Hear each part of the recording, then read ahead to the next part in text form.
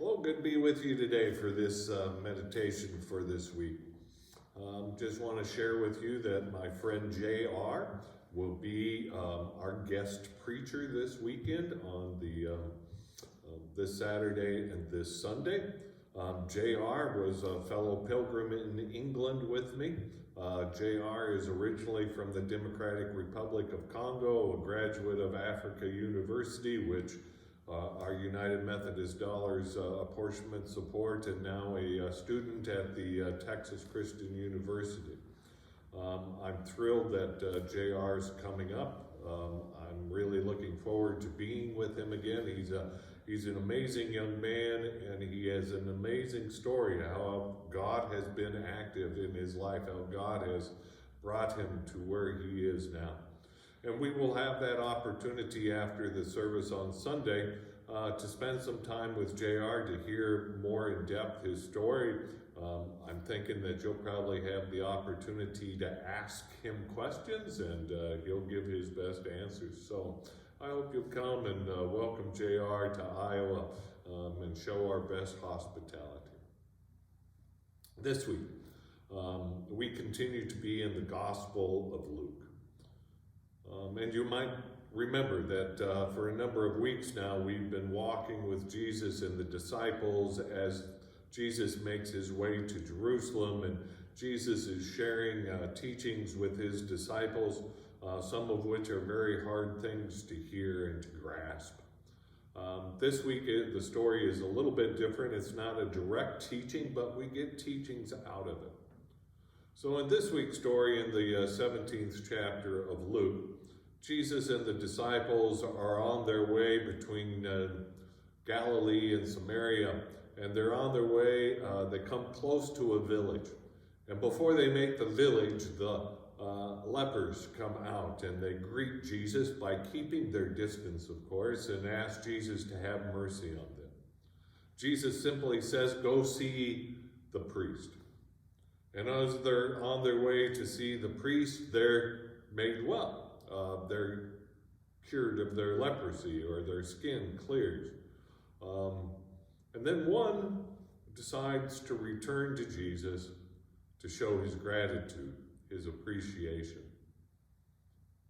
Jesus says, "Weren't 9 others also healed? Where are they?" And then he finishes and he says, "Go along your way, your faith has made you well." And how often have we heard that in some healing stories within Luke and also some of the other Gospels, where Jesus says it's your faith that has made you well. This story with the 10 lepers, of course, it has more depth to it than what I can share with you, right? Why are the 10 lepers outside the village to begin with? Because they're thrown out of society. Why does only one come back? And the one that comes back, we're told, is a Samaritan. That is, he's an outsider twice, right?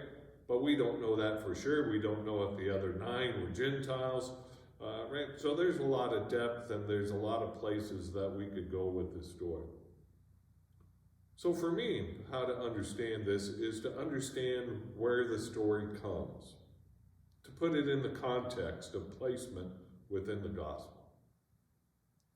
Last week's story that we had with Jesus began the 17th chapter.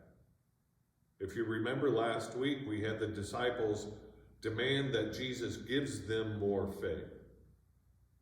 And then Jesus shares with them what that nature of faith is. This story with the 10 lepers comes immediately after that saying.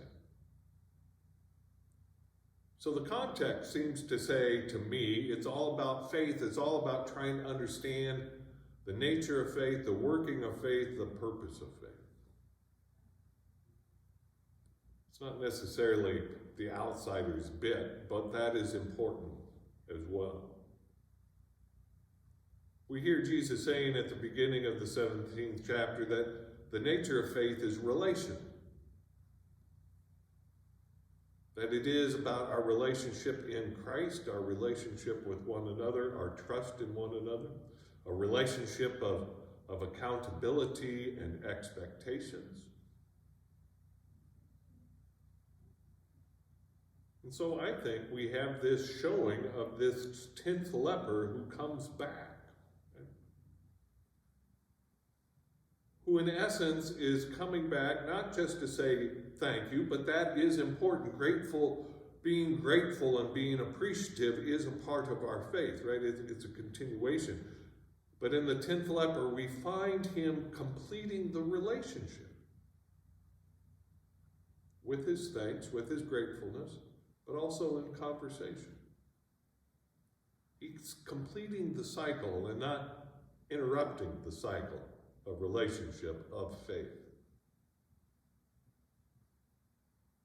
And it's that relationship that makes him well.